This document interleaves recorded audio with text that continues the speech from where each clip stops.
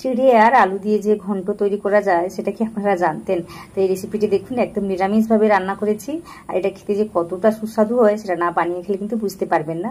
তো রেসিপিটি দেখুন, আশা করি আপনাদের ভালো লাগবে। যদি ভালো লাগে তাহলে আমার ভিডিওতে একটা লাইক দিয়ে চ্যানেলটিকে সাবস্ক্রাইব করে নেবেন। পাশে থাকা যে বেল আইকনটা থাকবে ওটাতে প্রেস করতে ভুলবেন না। আর নিচে কমেন্ট করে জানাবেন আজকে রেসিপিটি কেমন হয়েছে। তাহলে চলুন ভিডিওটি শুরু করে দিই। তো সবার প্রথমে নমস্কার, কেমন আছেন সবাই? আশা করি ভালো আছেন। শুভ্র শান্তি ব্লগে আপনাদের সবাইকে স্বাগত জানাই। আমি শান্তি। তো প্রথমে কি করেছি, 1 কাপের মতো চিড়েটাকে নিয়েছি, যে কোনো চিড়ে হলেই হবে। তো ওটাকে নিয়ে না আমি একটু জল দিয়ে পরিষ্কার করে নিচ্ছি, ধুয়ে নিচ্ছি। তো চিড়ের মধ্যে কিন্তু অনেক রকম ধুলোবালি থাকে, তো ওটাকে কিন্তু পরিষ্কার করে নিতে হবে, না হলে কিন্তু খেতে ভালো লাগবে না। তো মোটামুটি বুঝে শুনে কাজটি করতে হবে। তো এইভাবে মোটামুটি 2 থেকে 3 বার এইভাবে আমি ধুয়ে নিয়েছি পরিষ্কার জল দিয়ে। তারপর কি করেছি, একটু জল দিয়ে ভিজিয়ে রেখে দিয়েছি।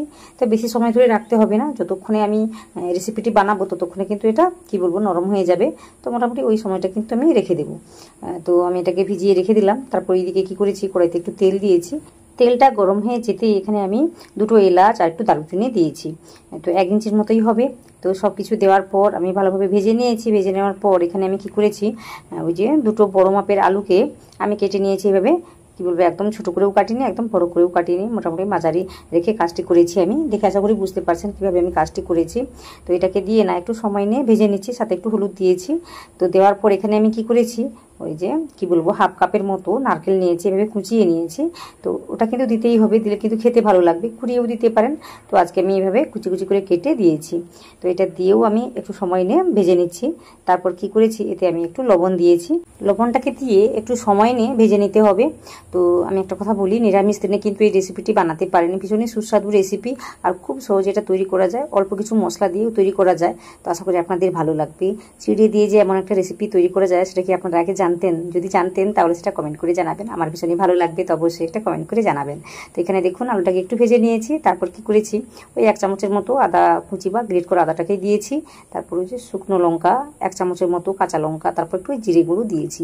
তো এখানে আমি চিনিটাকেও দিয়েছি। তো চিনিটা কিন্তু দিতেই হবে, তাহলে পরে খেতে ভালো লাগবে। তো এটাকে দিয়ে না সুন্দর করে কষিয়ে নিচ্ছি একসঙ্গে। তো এইভাবে নাড়তে চাড়তে কিন্তু আলুটা মোটামুটি ভাজা ভাজা হয়ে যাবে।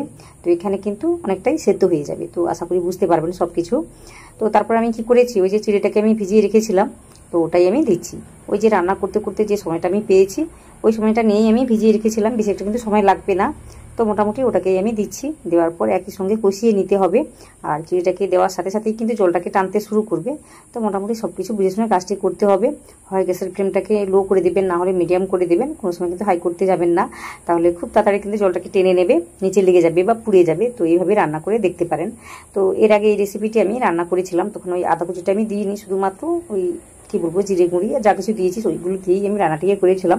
তখনও কিন্তু খেতে খুব ভালো হয়েছিল। তো আজকে আমি আদা দিয়ে রান্না করছি, এটাও কিন্তু খেতে দারুণ হয়েছে। তো এইভাবে রান্না করে নিয়েছি আমি ঢাকা চাপা দিয়ে, বলতে পারেন ওই 2 মিনিটের জন্য হালকা আঁচে। তো দেখুন একদম ঝুরো ঝুরো হয়ে গিয়েছে। তো এখন আমি কি করেছি, একটু জল দিচ্ছি। তো জলটা একটু বেশি করে দিতে হবে, কারণ চিড়েটা রয়েছে ওটা কিন্তু জলটাকে টেনে নেবে, তাই একটু বেশি করে দিয়ে কাজটি আমি করছি। আলুটা যেহেতু আগে থেকে ভাজা রয়েছে সে কারণে কিন্তু বেশি একটা সময় লাগবে না, 5 থেকে 7 মিনিটের মধ্যেই কিন্তু সেদ্ধটা হয়ে যাবে। তো এখানে আমি কি করেছি, একটু চিখে নিয়েছি লবণটা ঠিকঠাক রয়েছে কিনা এটা দেখার জন্য। তো দেখলাম একটু লাগবে লবণটা, তো ওটা বুঝে শুনে আমি লবণটাকে দিয়েছি। দেওয়ার পর এইভাবে ঢেকে 5 থেকে 7 মিনিটের জন্য এইভাবে আমি লো ফ্লেম রেখেই রান্নাটিকে করে নিয়েছি। তো দেখুন একদম রান্নাটি সুন্দরভাবে হয়ে গিয়েছে। তো এরপর আমি কি করব, ওই যে আমি আলুগুলোকে এইভাবে একটু ঘেঁটে দেবো, তাহলে পরেই দেখতে ভালো লাগবে। তো এই কারণে বললাম এটা আলু আর চিড়ের ঘন্ট। তো আশা করি আজকে রেসিপিটি আপনাদের সহজ মনে হয়েছে বা ভালো লেগেছে। যদি ভালো লেগে থাকে তাহলে সেটা কমেন্ট করে জানাবেন। তারপর আমার ভিডিওতে একটা লাইক দেবেন। নতুন কেউ হয়ে থাকলে অবশ্যই আমার চ্যানেলকে সাবস্ক্রাইব করে নেবেন। পাশে থাকা যে বেল আইকনটা থাকবে ওটাতে প্রেস করতে ভুলবেন না। আর অবশ্যই একটা কমেন্ট করে জানাবেন। বারবার আমি একই কথাই বলি, তো অবশ্যই এই কাজগুলো করবেন। সব শেষে পুরো ভিডিওটি দেখে নেওয়ার জন্য আপনাদের সবাইকে অনেক অনেক অনেক ধন্যবাদ জানাই।